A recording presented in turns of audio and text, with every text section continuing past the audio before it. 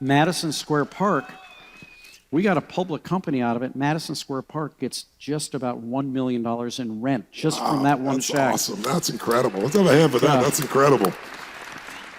So, but I'd say the second reason that I really took my time is that growing up in St. Louis, my dad, who was a really gifted entrepreneur, unfortunately didn't do a great job of surrounding himself with really talented people.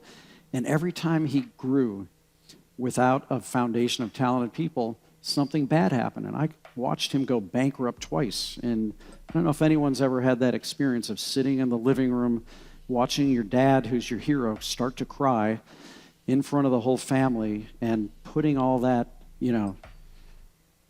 that real vulnerability. Here's the, your hero in life. Yeah. And I just said, I'm never going to let that happen. And unfortunately, it wasn't until he died at the age of 59 from cancer that I actually allowed myself to believe that you can expand without going out of business. Wow. You just have to do it a different way. Wow. So going slow served you at that stage. Tell people a little bit of the story. So you start with Shake Shack in the park. Now it's a public company. How many facilities do you? What's your revenues? And how? What is the real separation of Shake Shack from so many other fast food places? You've kind of amplified a little bit about hospitality, but what do you think that specific of all your restaurants? Why has that taken off to the level it has? Yeah, why is it that when Shake Shack opened its first shack in Shanghai, the line of people was 1,000 people long to get in? Wow. And that's exactly what happened in Seoul, Korea. That's exactly what happened in Tokyo. That's exactly what happened, believe it or not, in Saudi Arabia. And it's a good question, Tony, because obviously we did not invent burgers and shakes and fries, and we won't be the last people doing it. But it really proves to me that if you take something that people already know and you cook it better than they knew it could be, and you treat them better than they knew they could be treated, and you create a mission so that the people who come to work there truly understand why they're coming to work. Yes. And they're rooting for each other. And when Shake Shack went public, 100% of all the employees, many of whom had never had a job before Shake Shack, were given the opportunity to buy the stock at the strike price, wow, which at that time was $21.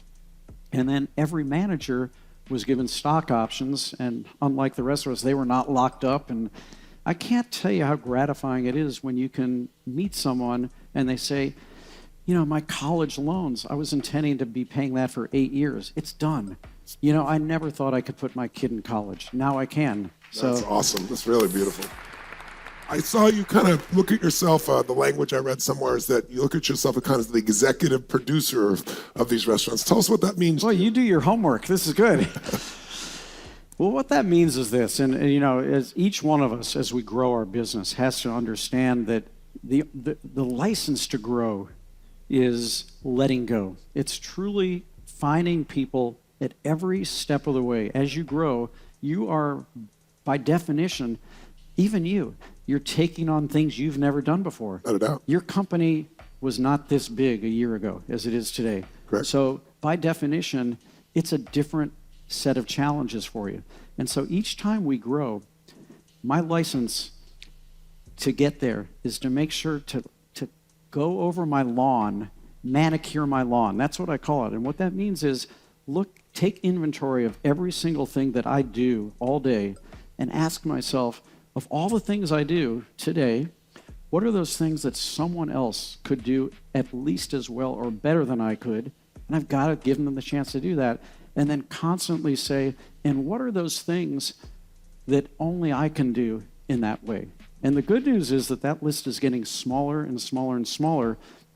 And that's why, unlike my first restaurant when I was 27, where I was the screenwriter and the stage director and the best actor and the director, now I'm the executive producer. And what that means to me is I'm responsible for picking the things we do and don't do. I'm responsible for picking the key talent, right? I'm not going to give up picking the chefs of our restaurant and the general managers of the restaurant and the architects and obviously the concepts of our restaurant and sometimes even the art on the walls. But I gotta stand back and I've got to let other people grow. And for me, that's the fun of what I do right now. And then we talked about that on the first day here, because most people become the artist. They become they become the operator. They're not the owner. And he just gave you a beautiful set of steps. I hope you heard that. The simple questions you can ask so that you can begin to scale more impact by seeing who can you replace yourself with. It's really simple, really elegant. Danny, what would you want to tell a brand new entrepreneur who's just getting in any business, not necessarily hospitality? What were the 2 or 3 things that you think are most important for any business to succeed?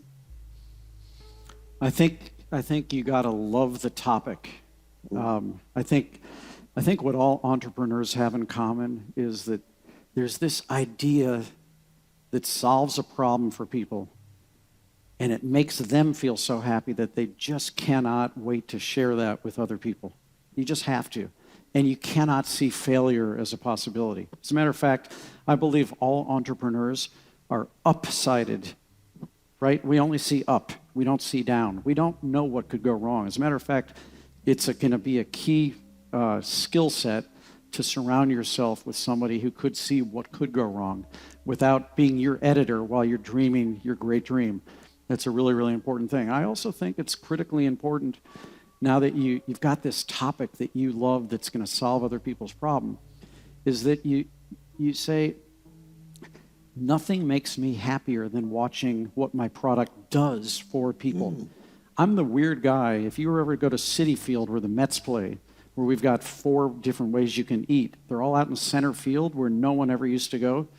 Now people come to Citi Field early just for the purpose of eating. I'm the weird guy wearing the hat and the glasses, lurking around watching people eating our food. And I just love how happy it makes them. Just makes me feel great. And then the third thing I'd say, besides you should take pleasure in what your product does for other people, is you just gotta be willing to work, because we're in a day and age where the second you do have a good idea, the whole world knows it. Someone's going to tweet about it, Instagram it.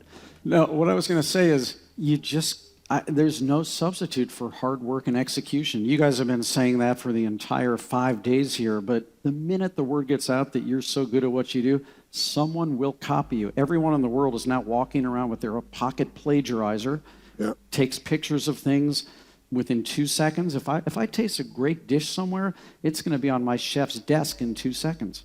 If I see a great flower display, it's going to be on the florist's desk in 2 seconds. Right? So I gotta keep working, and I've got to keep getting those first 49 yards. But ladies and gentlemen, you cannot win with a 51-point